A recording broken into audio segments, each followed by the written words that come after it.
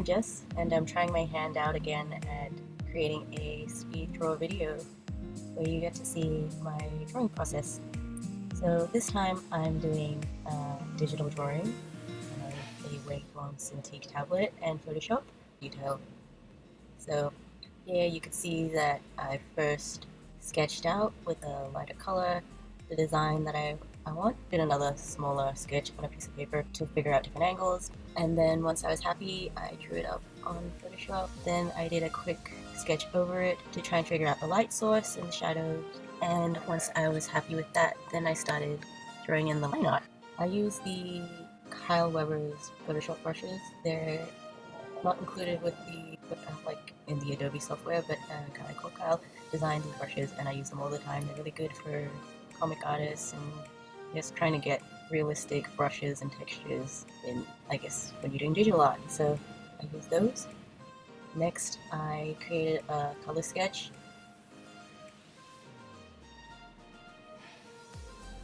Okay, so I was trying to figure out the colors that I wanted for this character. I had a general idea, and so I just painted over the line art really roughly on a separate layer. Then I checked how the image looked like in black and white to make sure there was enough contrast, and then corrected the tones and the shades to suit. Then I was trying to figure out the shadows and the light, so I created a overlay based on a sunset, the kind that used to come with the PowerPoint, with dark blue and orange, and I just applied it over the image to try and see how the colors would look, because generally when you're dealing with a light source, the light source is a warm color such as the sun, and the shadows are a cooler color. So in the next stage I'm just blocking out how I imagine the shadows to look like. So as you can see, even though the color of the jacket is green, the shadow is actually purple. On the right hand side you can see my color wheel. Photoshop has different ways of showing the color palettes, but I like this way because you can see the relationship of the colors to each other. Then in the next stage, I'm starting to put in the shadows. So I tend to create new layers for everything to make sure that if I want to change something, they don't interfere too much with the rest of the artwork. So I'm also using the magic wand tool, no, not the magic wand, the lasso tool, and I grab the bits that I want to color in, and then I'll use the paint bucket tool to color them in. Sometimes I'll use the paintbrush, but unless you make it really big, you could spend a lot of time. So I found that using this method makes it faster. There are different ways to color and to apply shadows.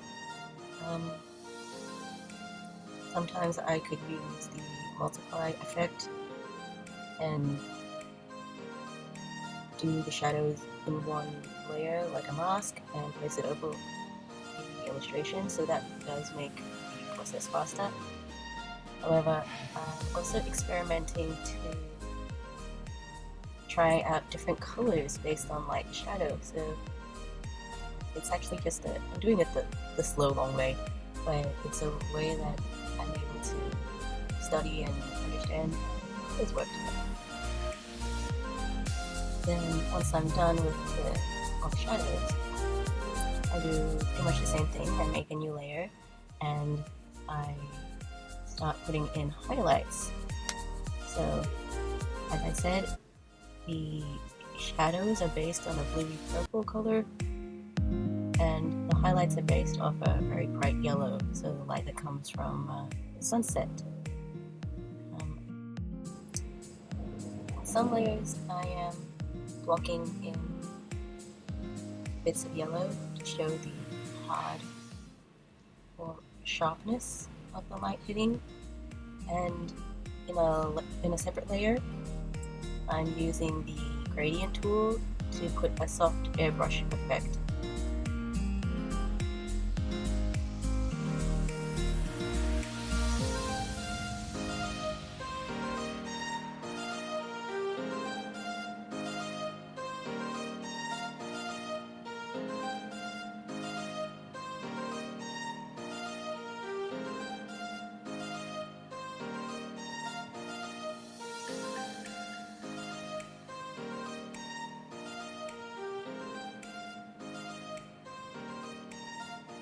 So I like to experiment a lot with the different colors and effects.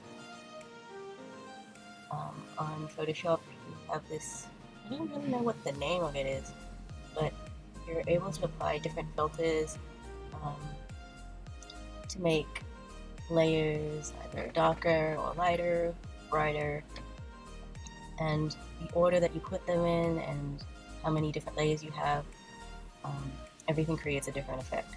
So what I like to do is just try out a whole bunch of different ones, maybe all, and just see which one suits the best. So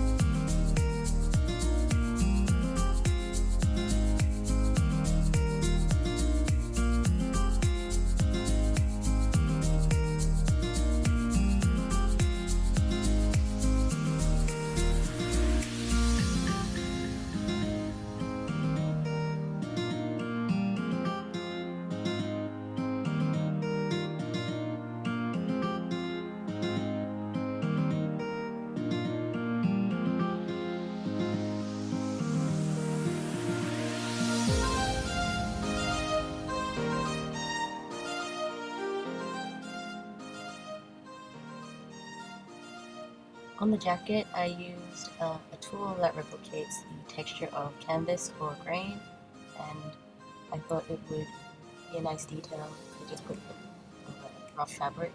So I created a different layer with a dark color and just went over the entire jacket, the shadows and highlights included, and just gave the jacket a bit of a grainy texture.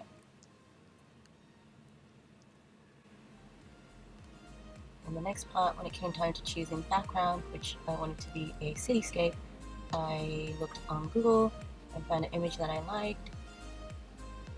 Sometimes I like to find photos as reference starting points because I do photo manipulation, I experiment with texture and color, so I change up everything to suit the artworks I'm doing.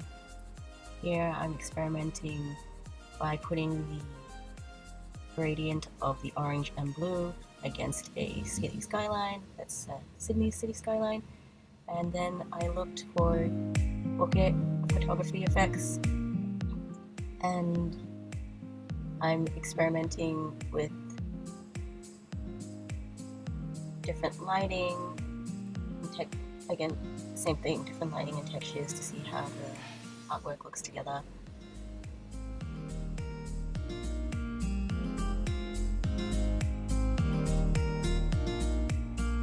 In this section, the artwork's finished now.